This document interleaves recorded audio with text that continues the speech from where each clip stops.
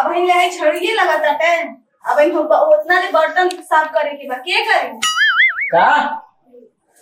जल्दी से झाड़ू लगाई और वो सब बर्तन साफ करे के बा साफ करी। तू ये कलेक्टर ही करेगा जल्दी झाड़ू लगाई। कहीं बाहर मत झाड़ू झड़ुआ उलट के कहो दे मत दिन दूसरा झाड़ू पिठिया पर झड़ुआ उलट के दूसरा झाड़ू दे दे खो दिन सारा लागल कि ना झाड़ू भाई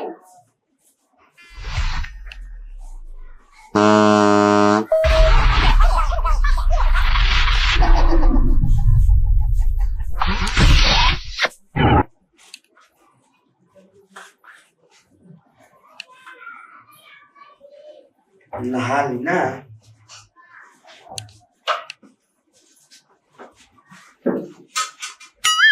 बर्तन बा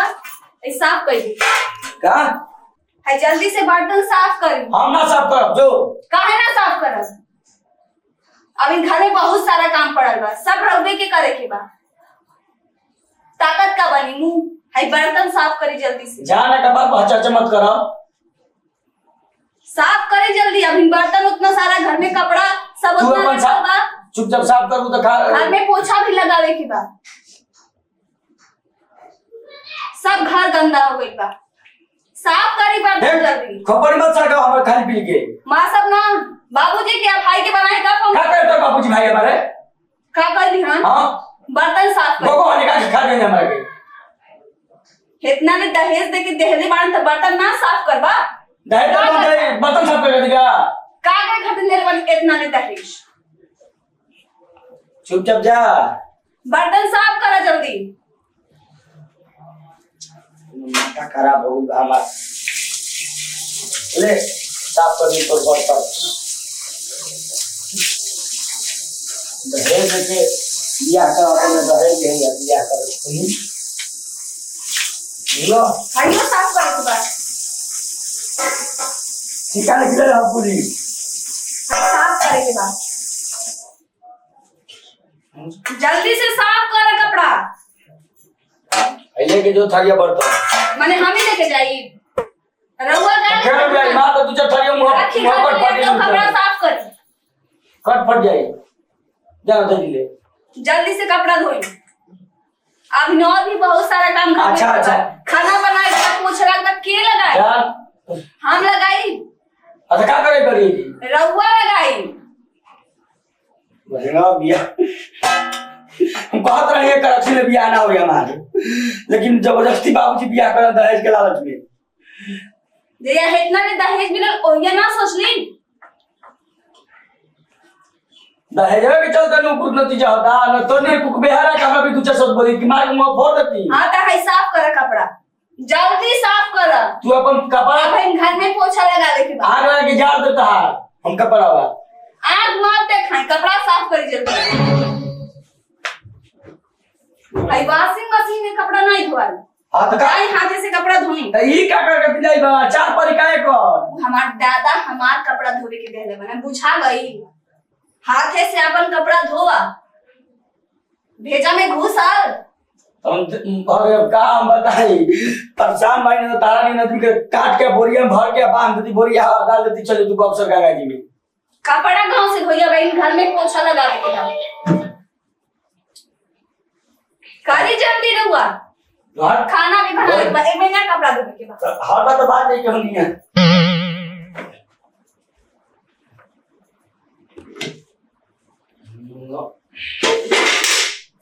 का हो तो रुमिया कहां बा का हो क्या करत रहो कपड़ा फिर लोग तो का करतनी अरे भौजी खा करे तू कपड़ा धोत रहो क्या हो भौजी इतना लुकर के ले ले बात तू लोग काहे रुका रुका रुका मर दे सब करू अरे भौजी ये तू कपड़ा धोबो भाई ऐसे देखे तो लोग भौजी के बना ए भौजी बहुत सुगर वाली ठीक है नहीं धो ना तू कपड़ा धो मेरा ले बढ़ाओ मैं कपड़ा धो के मेरे लिए तो नहीं देखे हटो दहेज दहेज दहेज दे गई बड़ी अरे रुको तो मैं तू कपड़ा धोबो क्या करो तो गहरिया के मके कोई मैंने यो भौजी का के देले खाड़ बारी होई जा देखा का का दिखाल बारी ना हो का करी कपड़ा नहीं धोई तू मैंने कपड़ा देके तो बियाह कर लाल बोल बता के हां और तक मैंने कपड़ा धोइबू तू कपड़ा ना धोई हम त का करी ऊ तो ऊ हो मने की धोते काते है जी धो हमरा बाबू ले तो बनता है सोफा सोफा बड़ा घर की शोभा बढ़ा अपन कपड़ा धोवे खातिर में तो ई कपड़ा धोना नहीं ये अपन हाथ से धोवा अत इनका कपड़ा तू ना धोबू ना काहे एकदम ना धो माने ये पत्नी बड़ू कर ई वो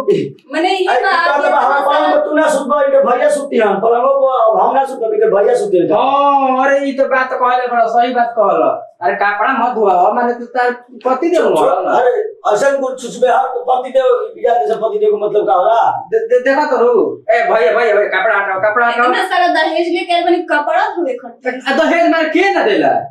के दहेज ना देला मैं तू ही दहेज देले बड़ू कपड़ा धोरू भैया मार दिन भर खट के से कपड़ा धो से जा का करी का करे वही लाइक बाड़ा भाई कपड़ा धोबो मान मेरा ओला की नहीं खी मेरा को सुन जो तू का चिंता चुप जो हाथ टाकी से डाले तो देखा तो चल जाता हमारा मेरा को दबा में बढ़ा तो तू कपड़ा धोए पड़ जाता रहो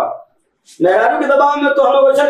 लूबर ए मतलब तो मेहरारू के लाग तो बात सुन के कपड़ा धोए शुरू कर देबो नतीजा कर दे तू हाथ दम नु कौन कर पे दिया कहते झाड़ू मारा हो तो पोछा मारा हो हम बानी ना मेजा बैठा त देखा तनी कैसे कर देबे लिया तो निकर भी नहीं हो तुरंत ड्रामा मत करी चली खाना बनावे की चलो भैया कहता हम ले चलतनी मैं तार गति निकाल तनी हम और तक सुन अब तो जब भैया ने फोन करके भैया बाबू बुलाए क्यों ना बोला मां भैया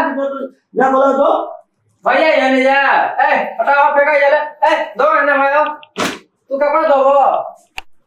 जल्दी आए खाना बनावे के बाद खाना बनावे के बाद आवा है ना बनाओ तो नहीं खाना मैं अरे खाना पोछा के लगाई घरे में अरे तू क्या कर दिया बड़ू अरे वो करे खातिर बानी कलेक्टरी करके नहीं करी हां तो करबे ना करब भैया देखो लड़ाई कैला में कुछ नहीं के हम जानते हैं देखो मेरा रू बिगड़ गेल ठीक ना चलो जा बिया के बेटे के बाबू भैया आवा संगा के लिया जा हो जाए ठीक बा शाम को जा सामने के नहीं पहुंचा देबे पहुंचा देखो मेरा रू कितना उतना सहे के चाहिए दो चार बरस रही एक मियां जुड़ा जाए मेरा रू को सब तू कपड़ा माने लेके भैया मेरी ए मन नाकी में दम कर दे का करी मैं दोस्त संग तक जते उतार देबो कह हम ना को ने टाइम पर